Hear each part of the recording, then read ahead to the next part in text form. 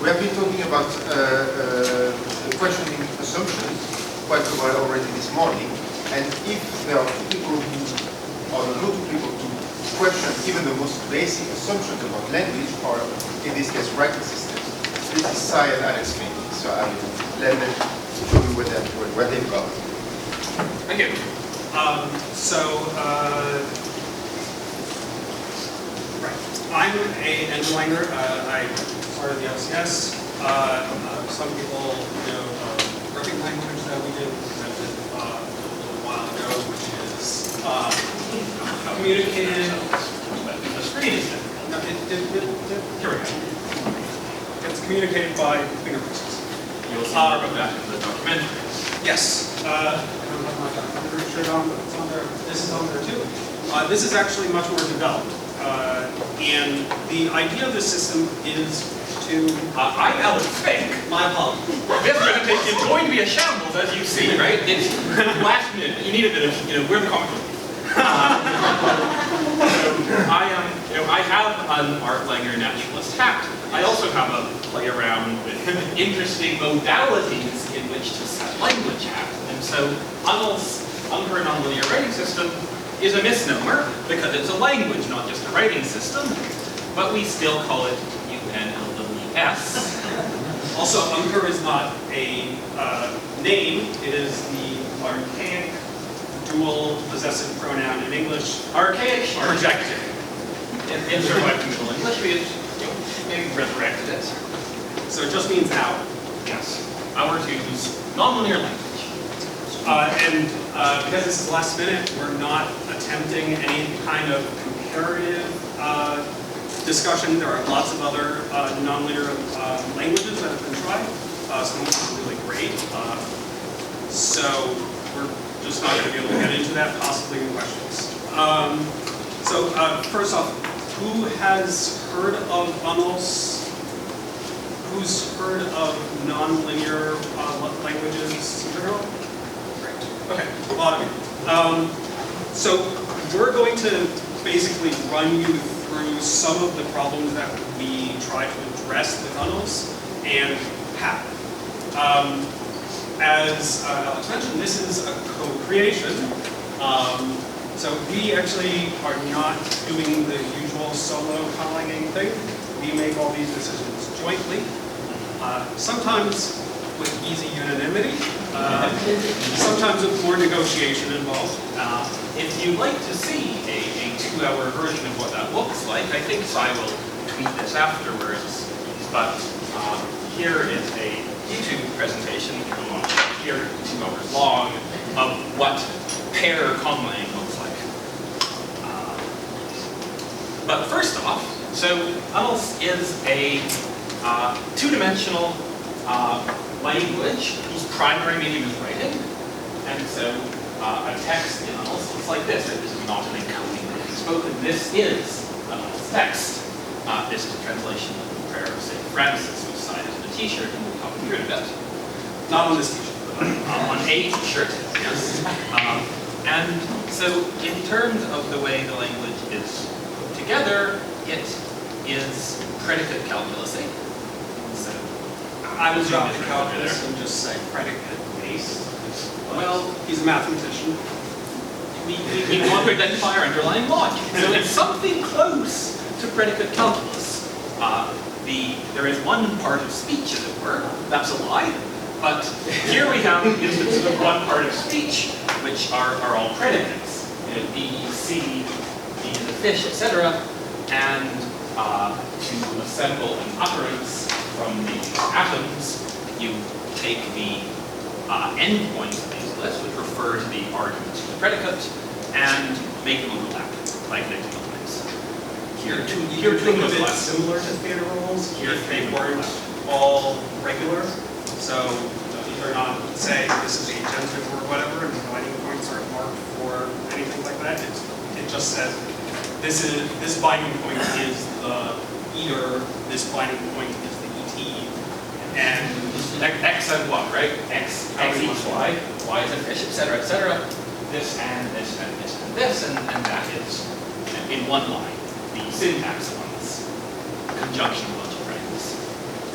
So this is what, those of you who may have read an essay I wrote a while ago on designing language, or discussing non-linear languages in the abstract, like at the first Language Creation Conference. This is what I call the noding connection paradigm, as opposed to the massive diffusional paradigm. I recently had an idea of the latter, but I'm not going to talk about that because we didn't do it.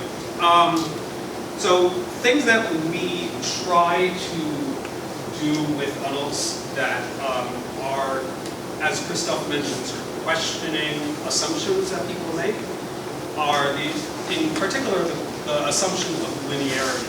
So right now I'm speaking, that is linear in time. If I'm signing, that's the same, it's linear in time. Although it's a bit more spatial, right? It's more spatial, so it's like got a little bit of dimensionality, but really it's parallel streams. It's not two-dimensional as in a page. So it's not two-dimensional like this is two-dimensional.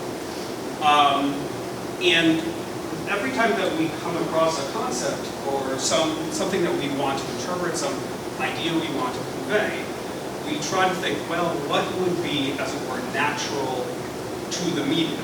Not natural as in netlangs, not as in naturalistic artlangs. We're not trying to be irregular or to exhibit qualities that you might expect to exist in some natural language out there. Rather, it's more a question of what's fidelitist in the philosophy of fidelitist in the medium. That's right, that's the main interruption. Using a two-dimensional page as if you were born on the two-dimensional page and lived and even slept a two-dimensional page.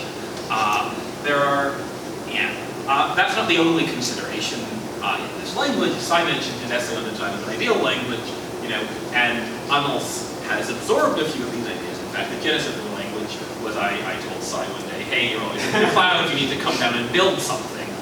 And so this contains several other influences from that. For instance, it is fairly spare and minimalist and relies on Gracian inference to convey a lot of meaning. It tries to break things down compositionally to a large extent, be lexically parsimonious and syntactically parsimonious. And we'll give you some examples of that here, where we chose to interpret something by composition rather than by creating a new device. Of course, these things are not corollaries of being two-dimensional, but there are other things like since they're in here. So it's not just a one-goal language. It's even it has aesthetics of its own. Although we can't quite F them, they're ineffable. We did have some kind of agreement on aesthetics. Yes.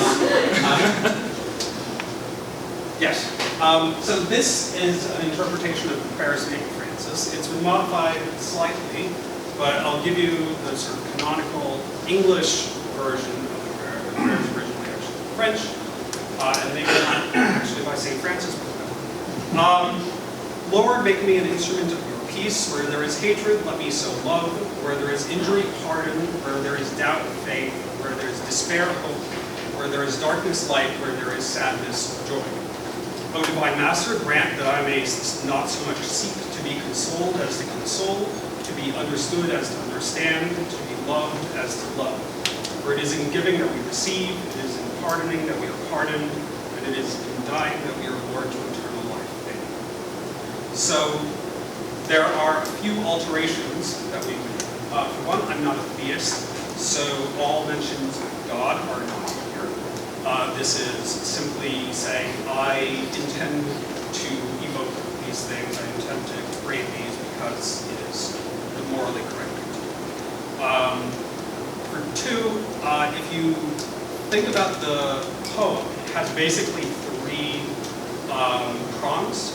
There's the first verse, which is where there is something bad, let me put the good thing in sort of general. There's a first part of the second verse, which is, may I try not to be so much the object of a beneficial act as the subject, or the agent, I should say. And then there's this sort of end, which is sort of karmic response to. So this was our first attempt to translate something that could be called a poem into tunnels. And the first big question is, what is poetic form? How does one recognize a poem? Are there formal qualities that correlate with it? And the visual structure that hopefully, I mean, even if you don't understand any of the lexemes in here, you can see that there's some sort of high-level structure, that there are two sets of petals around two flowers here, point where? Point on the screen rather than covering everything. Okay, good. That way, yes. Sorry, YouTube people. I love you too. Okay. There are these two sets of petals surrounding these two nuclei, and the whole thing has some visual balance and symmetry, and is laid out in a way that is hopefully somewhat visually striking at first glance, and this is supposed to answer to the charge of being poetry. So, in the sort of enhancing that, we capitalize on some of the symmetries that Sai just mentioned. Yeah. So the first verse, where there is a lack of something, I increase. That's this entire right half, right third. So each of these glyphs is some sort of relation. So for this instance, this is brightness or light, the type of bracket. This, for instance, is to believe something that is true. That doesn't exist in the English version, but it does exist in the original French. We got Nerel I think that's what it was. So that's this whole third. The side on the left is the entire second verse. So we reconstructed it to be parallel. So instead of saying, I want to do this more than this, and in response I will get sort of a karmic reversal, we collapse those. So these are all saying, for instance, this is contentment. So may this pronoun cause this pronoun to be content. Those map to these.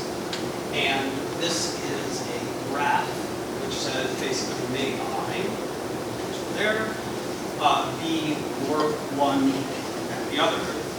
That maps all that.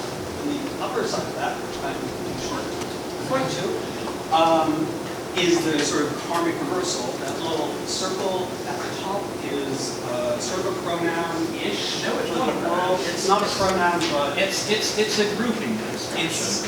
Yes. Maybe you want to explain. We'll come to that. So one of the things which we tried to compositionalize and not make it into the syntax, although I guess we could do it calculus, is if, right? This is the, what do they call it? Natural application and so forth. Oh, a pointer. Oh, yes. sorry. Right, I forgot. There are alternate uses. This is my guide paper. One. Yes. In the end, we use an approach to expressing counterfactuality, something like the Lewis, I think, possible worlds theory for expressing implications. And so, in particular, there are two instances of this construction here. One of them, this is a little inside-out world, so actually the whole text is taking place in some conditioned world, and this is the consequence that will be recorded. The other is this is just a little world that makes a world. And it's attaching, you see the line that attaches in both cases? It attaches to the dashed dark blue part. That's, in both instances, it's tying to sort of the world that all this hypothetical scenario of where I do this and I do this and so forth. It attaches to the world that is outside of that hypothetical. So a close loss of that part of the text is in a world characterized by my being more understanding all than of that. understood, by my being more light, blah, blah, blah, blah, blah. In that world also that would be recorded. And it is characterized by the yes, the center of the whole bit. Color? Color. So we use color a bit more in some other examples. Did we bring the stone example? I think it's in there. So in this, yes. example. This is a translation relay. Relay 19, I believe. Yes. So, sorry, it doesn't zoom out all the way. We don't have color as sort of a primary grammatical thing. Our concept is it's constrained by being written with a pen on a two-dimensional surface. But we have to use pen a little bit. So we have to use color a little bit. So color in this case indicates speaker. So for those of you who may remember this relay, it's a weird story about two rocks who are They're rocks, they're there. and as you can see, they're designated Which red one and is orange. red, one is the orange. And a slithering ground animal and a bird, which are designated with colors. Black is the narrator. And they are having a conversation in Unus.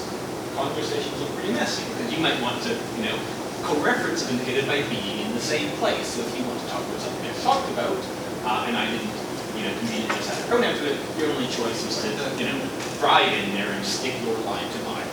And so conversations look fairly, ramified and messy like this. This is the result of a conversation, I should point out. So you, if you're trying to understand it more easily, pretend that it just starts here, and that the stuff to the right of the dotted line doesn't exist yet, because it hasn't been written yet.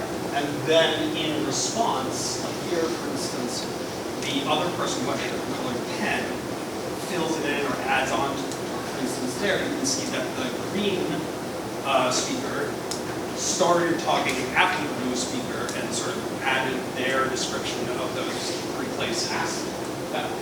Well, yes, but so we don't entirely avoid linearity, but we do try to question it. Another use of color, that is just a quotative of this particular shade of green. There's a green spot here. We want to refer to that color green. We're in a medium where you can just quote a color, so why not? When we say green, we mean that. The thing that's literally on the page.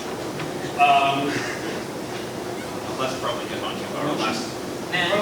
That's Yeah. lexical stuff. Let's get on to our last example, which is the autonym of animals itself. This thing is also non-positional, and it's to be understood as this predicate is to communicate. A communicates to B, content C in medium B. This is not actually, this is metasyntactic, this is not printed. Like, This is not a noun, because we don't have nouns. Right. That's where the binding point would be if you wanted to say the thing that is unless. Well, that's where it attaches that blue dot.